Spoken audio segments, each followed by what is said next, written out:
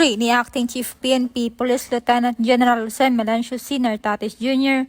ang kahangahangang bilis at profesionalismo ipinamalas ng kapulisan ng Bacolod City matapos masangkot sa aksidente ang dalawang dalagang mag-aaral sa Banga Trinity Burgos Street, Barangay Villamonte. Ang dalawang biktima ay parehong 21 anyos at psychology students ng isang universidad ay naglalakad sa pedestrian lane ng mabangga ng isang Ford Expedition na minamaneho ng 55 anyos na lalaki mula sa Silay City. Sa tulong ng RMDO, NIR at Amity Ambulance, mabilis na naihatid sa magkahiwalay na ospital ang dalawang mag-aaral na pareho nang nasa maayos na kalagayan.